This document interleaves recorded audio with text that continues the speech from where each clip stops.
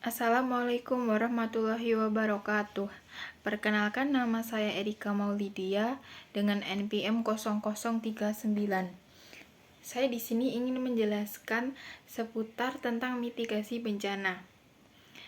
Yang pertama, saya akan menyebutkan dan menjelaskan jenis-jenis bencana berdasarkan Undang-Undang Nomor 24 Tahun 2007. Berdasarkan undang-undang tersebut, bencana dibagi menjadi 3 jenis. Yang pertama, bencana alam, yaitu bencana yang diakibatkan oleh alam. Contohnya adalah letusan gunung berapi, tsunami, banjir, dan juga tanah longsor. Ada lagi gempa bumi. Yang kedua, bencana non-alam. Nah, bencana non-alam itu bencana yang diakibatkan dari faktor non-alam. Contohnya kegagalan teknologi, wabah penyakit, contohnya COVID-19 itu. Yang ketiga itu bencana sosial, yaitu bencana yang diakibatkan oleh ulah manusia. Contohnya itu bentrok antar suku, bentrok antar warga atau antar kelompok, kerusuhan, dan juga terorisme. Selanjutnya saya akan menjelaskan bagaimana hubungan hazard, vulnerability, dan capacity dalam menentukan risiko bencana. Nah, hazard sendiri adalah ancaman yang berpotensi menimbulkan bencana. Vulnerability atau kerentanan itu merupakan kondisi yang menyebabkan masyarakat mudah terdampak, seperti bangunan yang rapuh atau kurangnya pengetahuan tentang mitigasi. Dan juga capacity atau kapasitas. Nah, kapasitas adalah kemampuan individu maupun masyarakat dalam menghadapi bencana, seperti adanya jalur evakuasi, pendidikan, kebencanaan, dan juga kesiapsiagaan bencana. Nah, hubungannya adalah semakin tinggi bahaya dan kerentanan, maka resiko akan semakin besar. Sebaliknya, apabila kapasitas masyarakat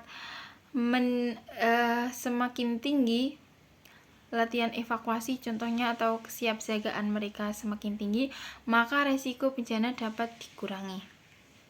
Selanjutnya, saya akan menjelaskan tentang wilayah Indonesia yang memiliki potensi gempa dan juga tsunami. Wilayah Indonesia yang rawan gempa dan tsunami itu ada pantai barat Sumatera, Selat Jawa, Bali, Nusa Tenggara, Papua Utara, Maluku dan juga Maluku. Wilayah ini berada di dekat pertemuan lempeng tektonik sehingga memiliki aktivitas seismik yang tinggi. Nah, hubungan cincin api Pasifik dengan tingginya potensi bencana di Indonesia serta implikasi bagi anak SD. Nah, di Indonesia itu berada di kawasan Ring of Fire atau cincin api Pasifik, yaitu jalur pertemuan 3 lempeng tektonik besar, yaitu Australia, Eurasia, dan juga Pasifik. Nah, kondisi ini mengakibatkan di Indonesia memiliki banyak gunung yang masih aktif, sering mengalami gempa bumi, tsunami, dan juga gunung meletus. Implikasi terhadap anak SD adalah sekolah harus menerapkan pendidikan mitigasi sejak dini melalui pembelajaran, simulasi evakuasi, atau penyediaan jalur evakuasi, serta menentukan budaya siap siaga bencana sehingga mengetahui tindakan yang benar ketika bencana itu terjadi. Jadi siswa itu tidak kesulitan atau kebingungan saat terjadi bencana. Selanjutnya,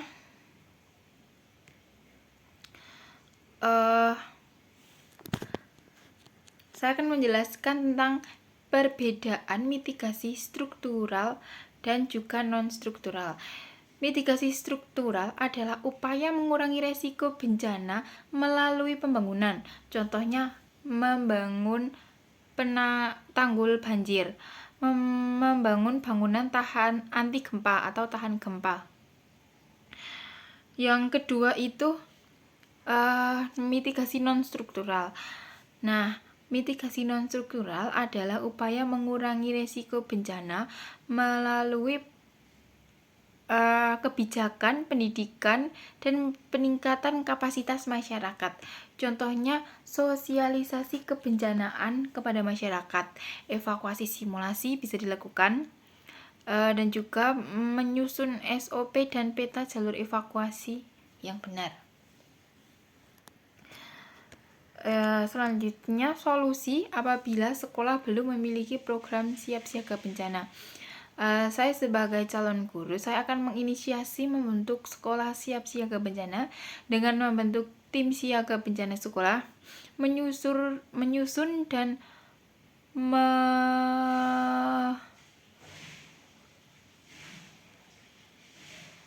mengadakan simulasi bencana secara rutin. Itu melibatkan BPBD, orang tua, dan juga masyarakat setempat. Kita juga memanfaatkan kearifan lokal seperti mengenal tanda-tanda alam yang dipercaya masyarakat setempat saat peringatan dini. Selanjutnya, dampak psikologi dan gejala trauma pada anak pasca bencana. Nah, dampaknya itu ada takutan berlebih, cemas, sedih, kehilangan rasa aman, dan sulit berkonsentrasi, semangat belajar pun menurun. Nah, gejala traumanya meliputi mudah menangis, sulit tidur atau mimpi buruk, menjadi pendiam, mudah marah, takut untuk sendiri, tidak mau berpisah dengan orang tua. Selanjutnya, hubungan trauma healing dengan tahap operasional konkret siswa. Nah, siswa SD itu masih berada pada operasional konkret sehingga lebih mudah memahami sesuatu dalam keadaan nyata atau yang dilakukan. Maka dari itu, strategi trauma healingnya itu siswa diajak bermain, bernyanyi, bercerita untuk mengungkapkan, meluapkan perasaannya, dan juga mengekspresikan itu secara alami sehingga proses penyembuhan atau pemulihan itu akan berjalan secara efektif. Selanjutnya, peran sekolah dalam membangun ketangguhan masyarakat. Nah, sekolah berperan sebagai pusat edukasi kebencanaan dengan cara mengajarkan mitigasi bencana, melaksanakan simulasi secara rutin, membentuk budaya sadar bencana, dan melatih keterampilan evakuasi dengan bekerja sama dengan BPBD, PMI, dan juga masyarakat. Nah, strategi inovatif untuk membangun budaya sadar bencana itu di SD itu bisa dilakukan project based learning untuk membuat poster atau video tentang mitigasi, permainan edukatif bertema kebencanaan, membuat perlombaan kesiapsiagaan, dan juga bisa dilakukan simulasi evakuasi bersama orang tua siswa. Nah, analisis capaian kurikulum Merdeka saat ini menurut saya muatan mitigasi itu dalam kurikulum Merdeka sudah mulai terintegrasikan, terutama pada mata kuliah IPAS, PJOK, dan P5. Namun materi tersebut belum sepenuhnya dibahas secara khusus, sehingga guru perlu mengembangkan pembelajaran yang mengaitkan materi dengan lingkungan sekitar mereka.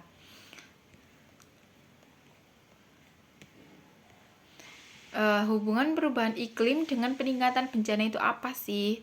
Nah, perubahan iklim menyebabkan peningkatan suhu bumi sehingga cuaca menjadi tidak menentu. Nah, dampaknya itu meningkatkan frekuensi banjir, kekeringan, kebakaran hutan, serta cuaca ekstrim. Nah, di sekolah materi ini dapat diintegrasikan melalui pembelajaran IPAS dengan kegiatan menjaga lingkungan, menanam pohon, menghemat energi, serta mengurangi sampah plastik yang bisa dikenalkan yang bisa diajarkan oleh guru. Nah, tantangan literasi kebencanaan di era digital dan juga peran guru. Saya akan menjelaskan sedikit. Tantangan terbesar adalah banyaknya informasi yang belum tentu benar atau hoax, rendahnya kemampuan siswa dalam menyaring informasi yang mereka dapat, serta penggunaan media digital yang lebih banyak untuk hiburan dibandingkan untuk meningkatkan literasi atau pembelajaran itu ya. Jadi peran guru bisa mengajarkan literasi digital dengan benar, menggunakan video, animasi, dan aplikasi edukasi kebencanaan, melatih siswa memverifikasi informasi dari sumber terpercaya, melaksanakan simulasi kebencanaan berkala, melibatkan orang tua dan juga masyarakat dalam edukasi kebencanaan, dan juga menanamkan budaya sadar bencana melalui pembelajaran berbasis proyek. Dengan langkah tersebut diharapkan terbentuk generasi yang tangguh, kritis, siap menghadapi berbagai jenis bencana. Sekian dari saya. Apabila ada salah kata mohon dimaafkan. Wassalamualaikum warahmatullahi wabarakatuh.